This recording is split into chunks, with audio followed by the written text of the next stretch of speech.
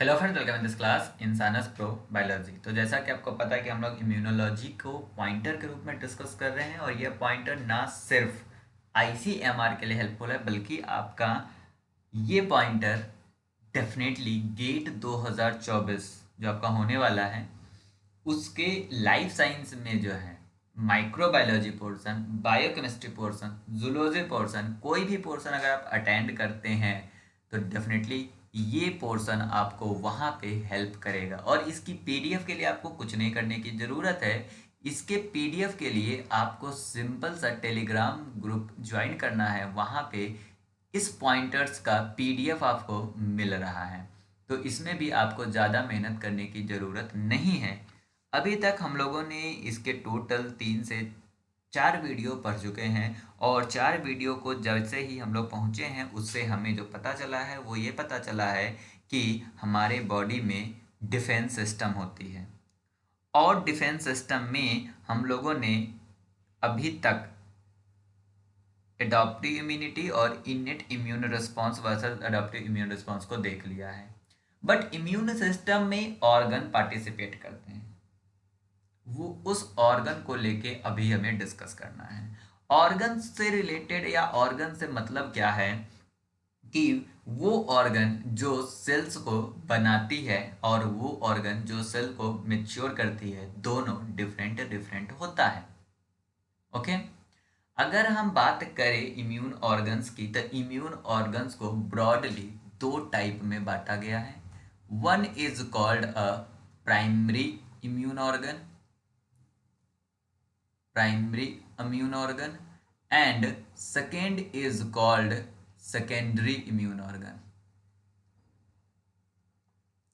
क्यों बोलते हैं प्राइमरी और क्यों बोलते हैं सेकेंडरी, चलिए इसकी बात कर लेते हैं। प्राइमरी वे ऑर्गन हैं जिसमें हमारे जो डिफेंस में यूज होने वाले सेल हैं, means B cell and T cell या और भी सेल्स जो कि डिफेंस में यूज हो रहे हैं, चाहे डब्ल्यूबीसी क्यों ना हो, वो उन सब का फॉर्मेशन होता है, उन सब का प्रोडक्शन होता है और उन सब का मेचुरेशन होता है। सेकेंडरी इम्यून ऑर्गन वे ऑर्गन हैं जहां पे युद्ध होता है, बैटल होता है, किनके बीच? एंटीजन और एंटीबॉडी के बीच। एंटीजन और एंटीबॉडी के बीच जहां पे बैटल होता है उसे हम बोलते हैं secondary immune organ. Primary immune organ की बात करेंगे तो प्राइमरी इम्यून ऑर्गन में सबसे ज़्यादा अगर यूजफुल ऑर्गन कोई है that is the bone marrow. Bone marrow जो है वो बहुत ही ज़्यादा अच्छी ऑर्गन है। क्यों? क्योंकि यह एक ऐसा ऑर्गन है जहाँ पे बी सेल और टी सेल दोनों का प्रोडक्शन होता है। अगर आपसे एमसीक्यू में क्वेश्चन पूछे कि बी सेल और टी सेल का प्रोडक्शन कहाँ पे होता है तो डेफिनेटली उसका आंसर बोन मैरो होगा। बट यहीं पे अगर आपसे क्वेश्चन पूछे कि बी सेल का और टी सेल का मेचुरेशन कहाँ पे होता है तो इसका आंसर बदल जाएगा। क्यों? क्योंकि बोन मैरो के अंदर सिर्फ बी सेल का मेचुरेशन होता है, टी सेल का मेचुरेशन नहीं होता है। तो टी सेल का मेचुरेशन कहाँ पे होता है? टी सेल का मेचुरेशन आपका अदर प्राइमरी इम्यून ऑर्गन के अंदर होता है जिसे हम थाइमस कहते हैं। थाइमस के अंदर आपका टी सेल का मेचुरेशन होता है। बी सेल का मेचुरेशन कहाँ पे होता है? बोन मैरो में। बट टी सेल का मेचुरेशन थाइमस में होता है। और टी सेल अगर मेच्योर नहीं होगा तो हमारे अंदर एडॉप्टिव इम्यूनिटी की डिफिशियंसी हो जाएगी, टी सेल हमारा कम हो जाएगा। इसलिए थैमेक्टोमाइज माइस की जो होती है इम्यून सिस्टम कंप्रोमाइज्ड होती है, क्योंकि वैसे माइस में से हम टी सेल को हटा देते हैं, दैट इज कॉल्ड न्यूड माइस, जिसमें से थाइमस को हटा देते हैं, थाइमेक्टोमाइज माइस बोलते हैं। अब अगर हम आपसे बात करें कि इसके अलावा सेकेंडरी इम्यून ऑर्गन कौन कौन से हैं, तो डेफिनेटली लिम्फ नोड। यह एक ऐसा ऑर्गन है जहां पे इम्यून रिस्पॉन्स इनिशिएट होता है। याद रखिएगा कि इम्यून रिस्पॉन्स इनिशिएट कहाँ पे होता है, वह लिम्फ नोड पे होता है। और अगर लिम्फ नोड सॉलेन है, अगर वह फूल जाए, तो वह इस चीज का क्या करता है, इंडिकेटर होता है कि आपके अंदर इम्यून सिस्टम स्टिम्युलेट हो गया है और सेल की ग्रोथ होना शुरू हो गया है। मतलब इम्यून सिस्टम आपका एक्टिव हुआ है, इसका सिंबल क्या है, लिम्फ नोड का बड़ा हो जाना, सॉलेन हो जाना। डेंड्राइटिक सेल जो होती है, जो कि आपका क्या है, फाइगोसाइटोसिक सेल है, या आप कह सकते हो कि यह इसे हम डीसी सेल के नाम से जानते हैं। और यह प्रोफेशनल एंटीजन प्रेजेंटिंग सेल है। और एंटीजन जो कि फॉरेन मटेरियल है, जो कि क्या पा फॉरेन मटेरियल है, जो कि हमारे इम्यून सिस्टम के साथ इंटरेक्ट करके हमारी इम्यून सिस्टम को एक्टिवेट करेगा, जिसे हम इम्यूनोजेंस भी कहते हैं। यह from the periphery enter through the afferent lymphatic vessels into the medulla. देखिए, डेंड्राइटिक सेल जो कि प्रोफेशनल एंटीजन प्रेजेंटिंग सेल है, और एंटीजन मतलब प्रोफेशनल एंटीजन प्रेजेंटिंग सेल अपने साथ एंटीजन को लेके, जो कि पेरिफेरी में होती है लिम्फ नोड के, वह कहाँ पे चली जाती है, सेंटर में चली जाती है, मेडुला में चली जाती है। कैसे जाती है, एफरेंट लिम्फेटिक वेसल से, नॉट वेसिकल्स, वेसल से मेडुला में जाती है। क्यों जाती है मेडुला में, क्योंकि मेडुला के पास बी टी सेल पहले से होता है। क्योंकि जैसे ही डेंड्राइटिक सेल जो आपका एपीसी है, एपीसी नहीं, professional antigen professional antigen presenting cell जो है, वह एंटीजन प्रेजेंट कहाँ पे करती है, टी सेल के पास प्रेजेंट करती है। देखो, जो आपका प्रोफेशनल एंटीजन प्रेजेंटिंग सेल है, वो क्या करती है, एंटीजन से मुलाकात करती है, अपने पास एंटीजन को रख लेती है। वो एंटीजन के साथ कहाँ पहुंचती है, आपका मेडुला में पहुंचती है, लिम्फ नोड के। और लिम्फ नोड के मेडुला में टी सेल बैठा होता है, उनके सामने वो एज अ थाली प्रेजेंट करते हैं कि भाई ये चीजें हमें बाहर मिला है, अब बताओ क्या रिस्पॉन्स करना है। टी सेल उस एंटीजन प्रेजेंटिंग सेल के साथ कांटेक्ट में आके अपने आप को एक्टिव करता है, और that is called a T cell activation. और मेडुला में टी सेल होती है, बट वहीं पे लिम्फ नोड में फॉलिकल्स में बी सेल भी होता है, जो इस बात का इंतजार कर रहा होता है कि टी सेल कब एक्टिव होगा। और जैसे ही टी सेल एक्टिव होता है, वह बी सेल को भी एक्टिव कर देता है। और बी सेल को जब एक्टिव कर देता है, तो वो जर्मिनल सेंटर की तरफ मूव कर जाता है। फॉलिकल्स के अंदर वो जर्मिनल सेंटर की तरफ चला जाता है। मतलब क्या है कि स्टिम्युलेटेड बी सेल्स कहाँ पे होती है, जर्मिनल सेंटर में होती है फॉलिकल की। तो यहाँ से बहुत सारे क्वेश्चन बन रहे हैं। सबसे पहला क्वेश्चन तो यही बन रहा है कि प्राइमरी जो इम्यून ऑर्गन है वो कौन कौन से हैं, तो वो थाइमस और बोन मैरो। एमएसक्यू में कहाँ पे पूछा जा सकता है, गेट में, एमएसक्यू में मल्टीपल सेलेक्ट क्वेश्चन में पूछा जा सकता है। दूसरा क्वेश्चन यहाँ से बन सकता है कि बी सेल का प्रोडक्शन कहाँ पे होता है, बोन मैरो में। मैच्योरेशन कहाँ होता है, बोन मैरो में। टी सेल का प्रोडक्शन बोन मैरो में, मैच्योरेशन थाइमस में।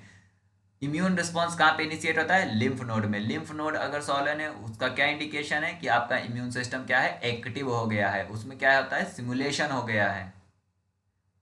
और डेंड्राइटिक सेल क्या होती है, एंटीजन प्रेजेंटिंग सेल होती है। वो एंटीजन को किसके सामने लाती है, टी सेल के सामने लाती है। टी सेल कहाँ पे होता है, मेडुला में होता है। एंटीजन प्रेजेंटिंग सेल और एंटीजन किसके थ्रू अंदर आती है, एफरेंट लिम्फेटिक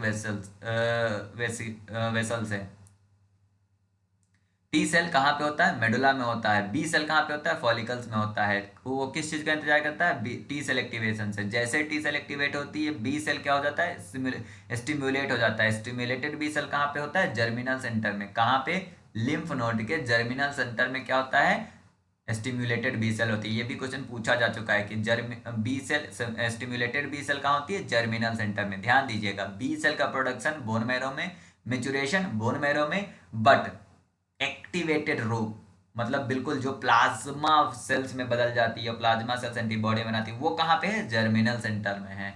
यहाँ पे कुछ चीजें मैंने दिखा रखी है, जैसे आई, वॉशिंग ऑफ टीयर, टीयर में लाइसोजाइम होती है। यह भी क्वेश्चन बहुत ही ज्यादा पूछा जा सकता है। इसके बाद एक ऑर्गन है स्किन, जो कि एनाटॉमिकल बैरियर है। देखो यहाँ पे जो बातें हो रही है, इनेट इम्यूनिटी, इम्यून सिस्टम का पार्ट है, जो सबसे पहले बैक्टीरिया को मिलता है, वायरस को मिलता है या फॉरेन पार्टिकल्स को मिलता है। और एंटी माइक्रोबियल सिक्रीशंस भी होती है स्किन्स में।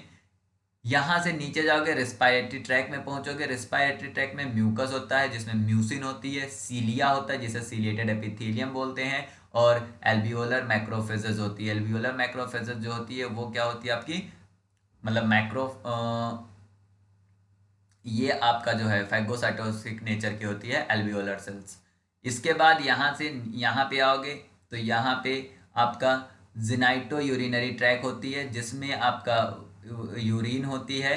यूरिन के अंदर एसिडिटी होती है, जो कि बैक्टीरिया को मारने का काम करती है। इसके अंदर लाइसोजाइम होती है। और अगर हम जिनाइटो ऑर्गन की बात करेंगे, उसमें वेजाइनल लैक्टिक एसिड होती है, जो कि बैक्टीरिया को मारने का काम करती है। यहाँ पे डाइजेस्टिव ट्रैक की बात करोगे, स्टमक एसिडिक होता है। और डाइजेस्टिव ट्रैक के जो लार्ज इंटेस्टाइन होती है, उसमें नॉर्मल फ्लोरा होता है और बाइल होता है। तो ये सब, बाइल के पास भी एंटी माइक्रोबियल प्रॉपर्टीज होती है। तो ये सारे इनेट इम्यूनिटी के पार्ट हैं। यहाँ से जो इंपॉर्टेंट क्वेश्चन है उसको हम हाईलाइट कर देते हैं, जो कि आपके लिए बहुत काम आने वाला है। एक तो टीयर में क्या होता है? आंख में टीयर होता है। टीयर में क्या होता है? लाइसोजाइम होता है। अगर हम रेस्पिरेटरी ट्रैक की बात करेंगे तो म्यूकस में क्या होता है? म्यूसिन होता है। और यहाँ पे सीलिया होता है और एल्वियोलर मैक्रोफेजेस होती है, जो कि साइटोटिक होती है। स्किन्स के पास क्या होती है? एंटी माइक्रोबियल सिक्रेशन और एनाटॉमिकल बैरियर। में भी ना पूछा जाए। बट डाइजेस्टिव ट्रैक में याद रखिएगा, स्टमक का नेचर कैसा? स्टमक जो है उसका अंदर उसकी पीएच क्या होगी? स्टमक का पीएच लोअर देन 7 होगी, क्योंकि एसिडिक होती है। वैसे कितनी होती है? 3 से 3 to 4 के लगभग होती है। उसके बाद नॉर्मल फ्लोरा, इसमें क्या होती है? नॉर्मल फ्लोरा में आपके पास ई कोलाई होती है। ई कोलाई कहाँ पे होती है? ई कोलाई आपका होता है लार्ज इंटेस्टाइन में। बाइल कहाँ से निकल के आता है? लीवर से निकल के आता है। यूरोजेनाइटल ट्रैक की बात करोगे तो यूरिन भी एसिडिक होती है। इसके अंदर लाइसोजाइम होती है। वेजाइना के अंदर क्या होती है? वेजाइना के अंदर लैक्टिक एसिड होती है। देखिए यहाँ पे कुछ हाईलाइटेड पॉइंट है, जो कि में भी पूछा जा सकता है। बी सेल कहाँ पे होती है? जर्मिनल सेंटर में। एम सेल कहाँ पे होती है? Door keeper to Peyer's patches.